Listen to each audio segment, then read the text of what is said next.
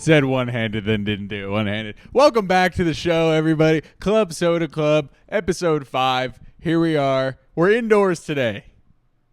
After a landmark run of opening podcasts that garnered more attention and popularity than anyone could have predicted, we did the first 4 outside, and now we're breaking the mold and changing the formula of success without fear.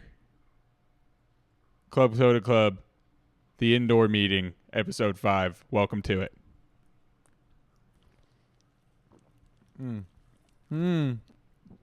Wow. Really nice flavor in that one today. Where's that from? Where's the, it's a 2025. We know that. Pleasanton, California. What a great place for soda water. That's where you want it from. That's where you'd like it to be from. Welcome inside, guys.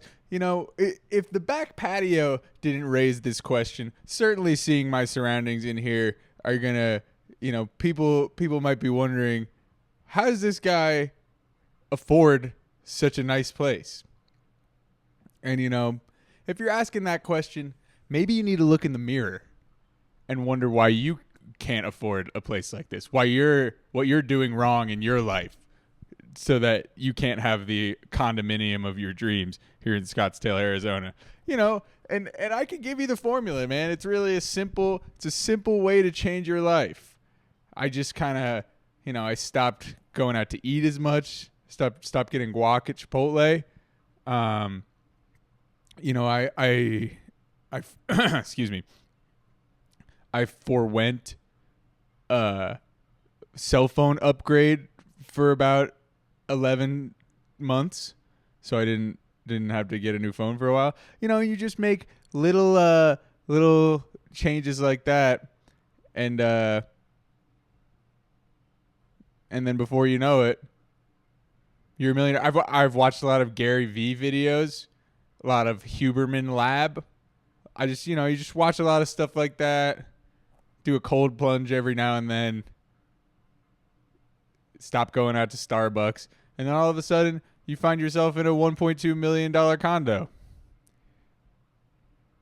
So fucking think about that before you start worrying about what I'm doing. No, this is my parents' house. This is my parents' house.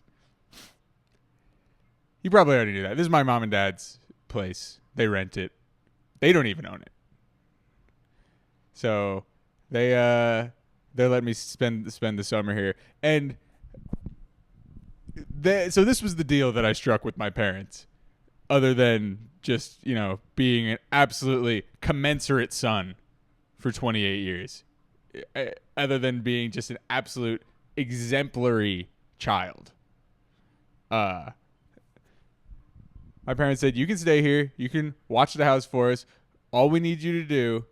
My mom said, all we need you to do is, I have these 2 orchids. They're sitting right over here. I could go get one. She said, just water them once a week. And what watering them is going to the refrigerator and getting 5 ice cubes and putting 2 ice cubes in the small one and 3 in the big one. Once a week. And here we are 2 months later. The orchids are not looking good. I absolutely failed my parents. I don't know how I'm going to tell them. I mean, I could show.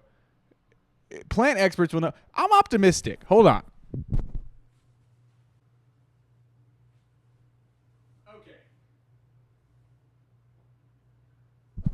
So this is the big guy right here. I mean, these flowers, they're a little shriveled. They definitely look a little thirsty. I just watered it yesterday, so I can't do it again. We got a lot of green here in the leaves. A couple of these guys have fallen off, but they're still hanging in there. God, it looks terrible. But yeah, you never know. This guy, I like his chances. Also, they sit by a window, and it's fucking 120 degrees outside. And then we've got, now this guy, on the other hand,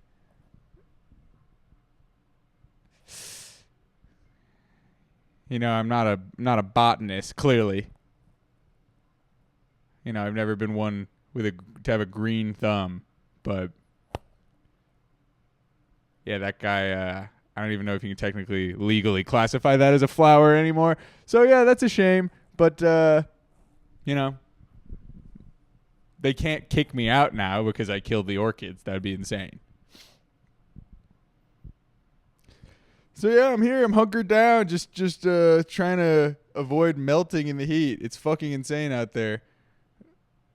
If you go outside, like in this kind of weather, it is dry. They're not lying about the dry thing.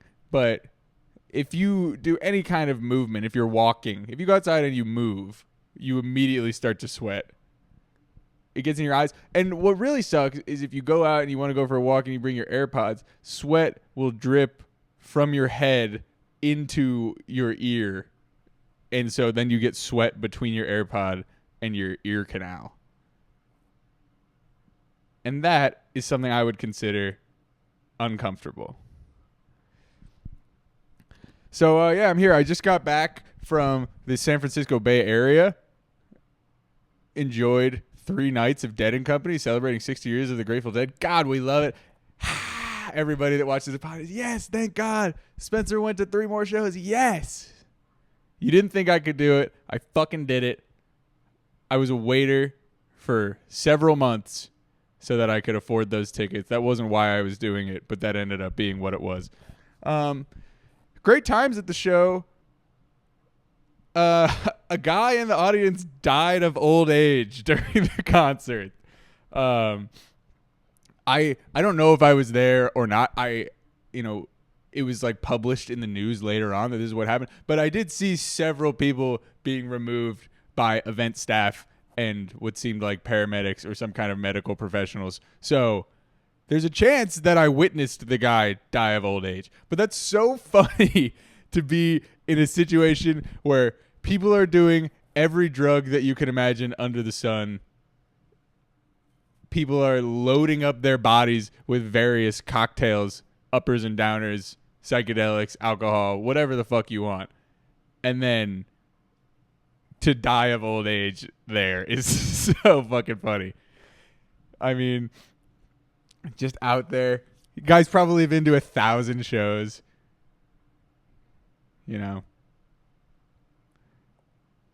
He's just out there driving that train high on. I mean, keeling over at a concert. They said he was sober. He didn't overdose. He didn't fuck himself up. He went out on fucking top. I mean, that's what I want. That's how I want to die. Let me make it to the last song. Let me make it through to the encore. But yeah, absolutely. As the final notes of One More Saturday Night ring out, let me just fucking woo! And then I fucking keel over and die. What a great way to go. So, congratulations to him and his family. You lived an absolutely full life. Capped it off with a Grateful Dead show in Golden Gate Park. Good for you, sir. And hey, cheers. We've never had this on the show. Rest in peace. A soda water toast to the unnamed gentleman who passed away at the Dead & Co. show. Just 1 week your.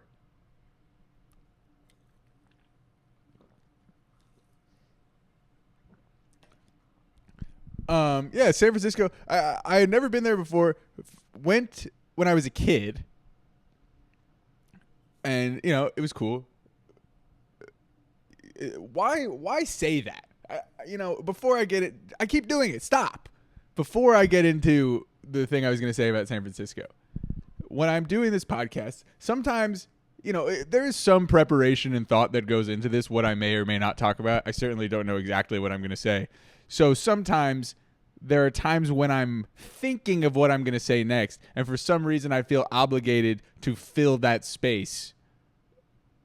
And what comes out of my mouth is, I just can't stop saying, I'm sure I've already said it 50 times. But that's something I'm working on. So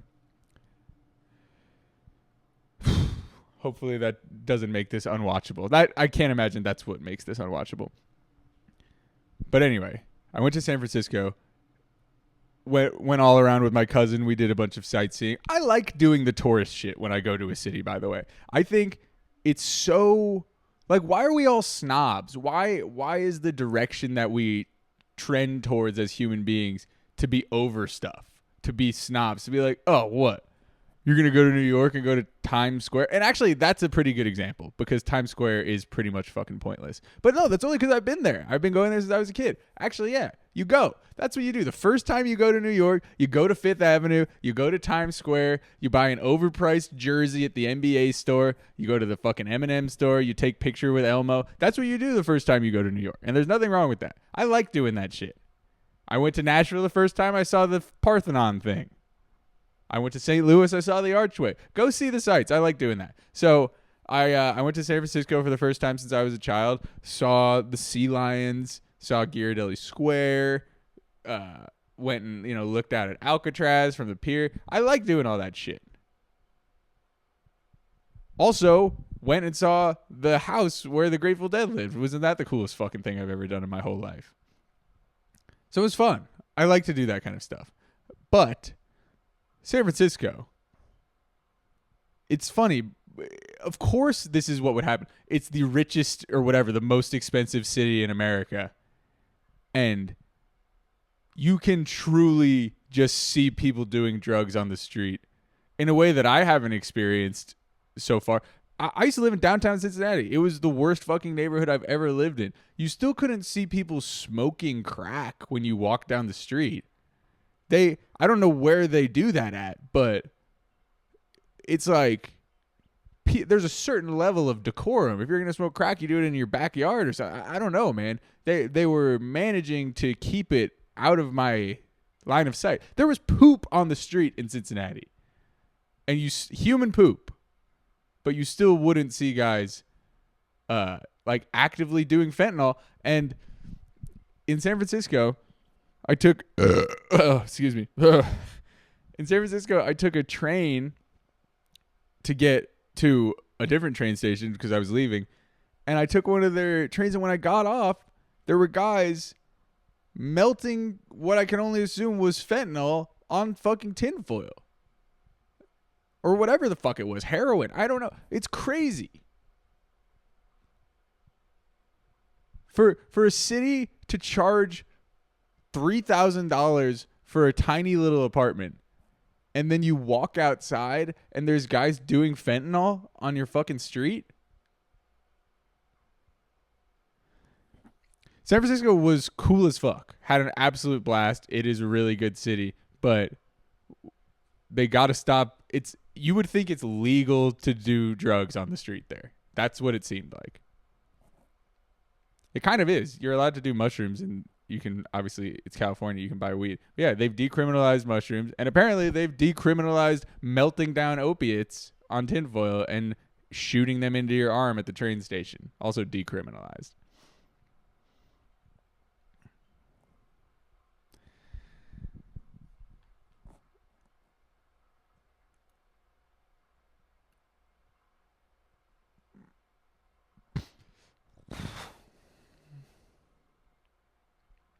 All right. Well, that was a hot start. I had that was some good gumption for the beginning of the pod. I feel like I got through everything I wanted to talk about though, and it's probably only been 10 or 12 minutes. Let me look though. Could be wrong. All right. This is another thing that happened when I was in San Francisco, and I thought it was worth remembering.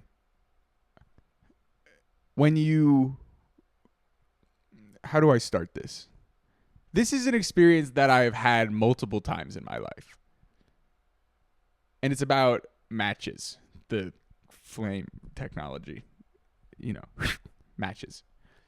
So you'll often, for whatever reason, when you're a stoner, you find yourself in situations where you have a joint, but you don't have a lighter. Lighters are always getting stolen. There was a good, lighters are always getting stolen. That's another thing I've noticed about myself when I watch these podcasts back is I over-explain shit. Everybody gets it. Okay, like hurry up, make it shorter. So let me try and do this shorter. Oftentimes when you are a stoner and you have weed, but you don't have a lighter. And this is like something that happened. So I'll just tell you what happened when I was in San Francisco. I was at a dispensary, bought weed, just pre-rolls. And you get the weed, you swipe your card, you're in a new city, and you're like, oh, fuck, I forgot to get a lighter.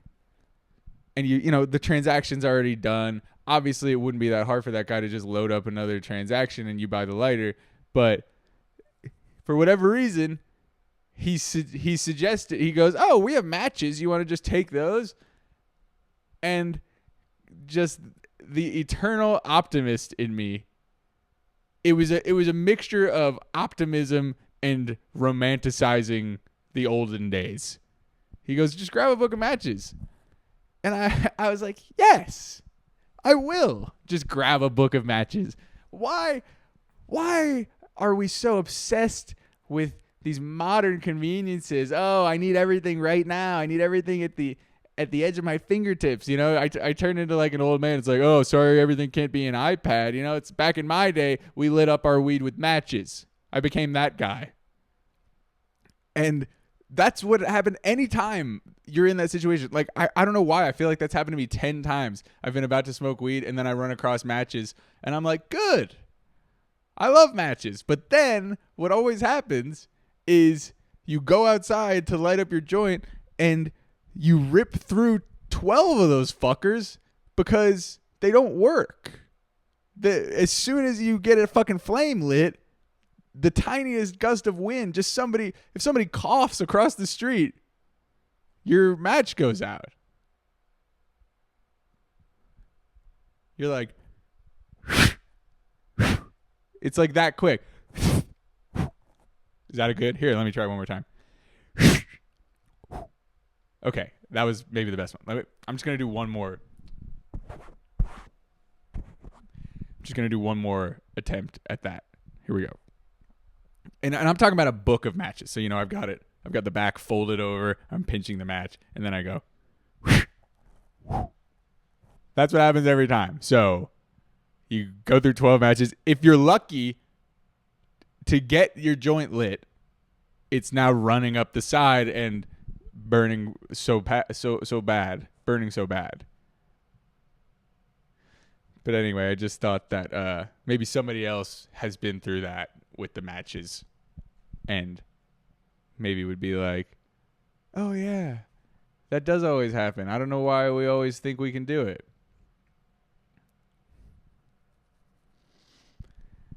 I used to when I like first started stand up, I used to try this joke about like modern conveniences. I don't really remember exactly how it went, but it was basically saying how people criticize the current generation for being obsessed with instant gratification. And we are. But I felt like people act like it's just this generation. But I think that's just kind of the American way. Like, that's what we've always been up to. And I had a couple different things that I would talk about. Oh, yeah. I was like, how long have you been able to order Chinese food over the phone and then a guy drives it to your house? Like, that's not... DoorDash is not new. It's just an app. Like, we've always... Obviously, there's more restaurants you can get, but you could always order Chinese food. We didn't invent the fucking drive-thru. Gen Z, millennials, we didn't invent the fucking drive-thru. It was... I don't even know when. Look it up. Watch that McDonald's movie with Michael Keaton. They'll probably tell you when the drive-thru was invented. And then the joke would get to... that was... Don't judge it off that. There were no punchlines in that. That was just me explaining the concept. There were probably no punchlines in the original version either, but just stay with me. So what the joke would get to is the microwave, the concept of the microwave.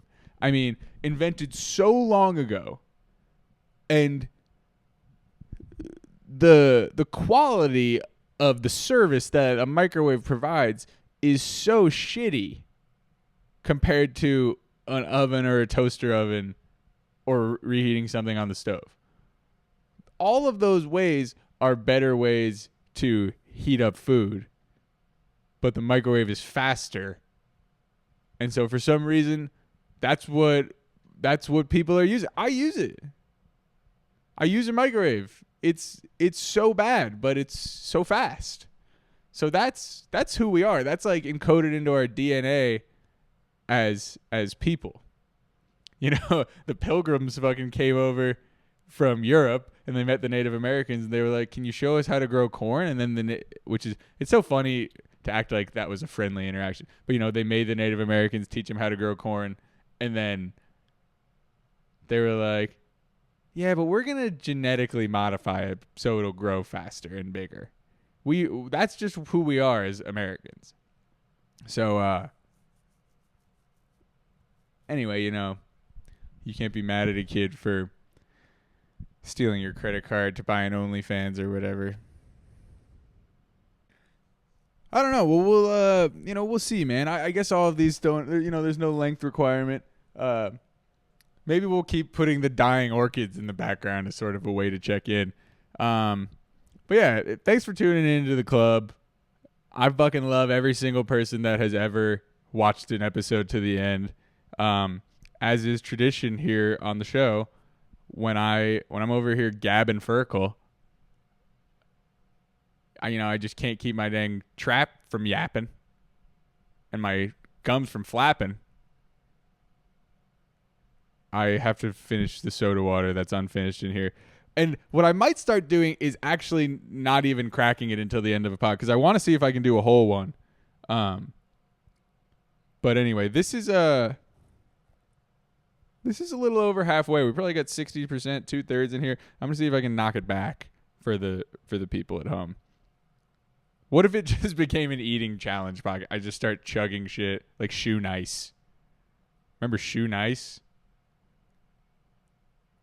People know Shoe Nice. He would do a fucking handle of vodka. That was crazy. Anyway, bottoms up. Here's to your health. And, of course, rest in peace to our guy who died at the Dead Show. We love you. Yours.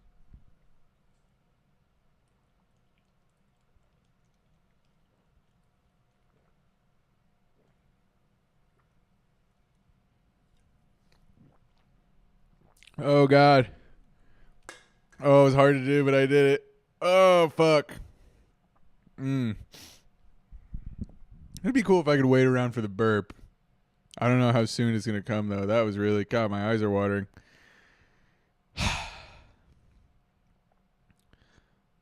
Well, anyway, I mean, I don't know why people watch this. I don't know if people want me to do bits on here or, I've told some stories on here. I'm still not 100% sure what this is, but God damn it if we didn't just do another one. Oh, well, is it going to come out? San Jose this weekend. Phoenix next weekend. More Phoenix after that.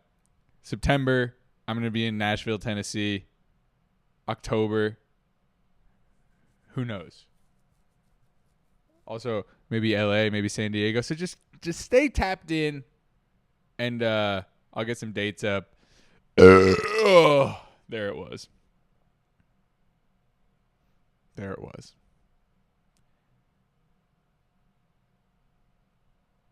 I need a good sign off. No, I don't.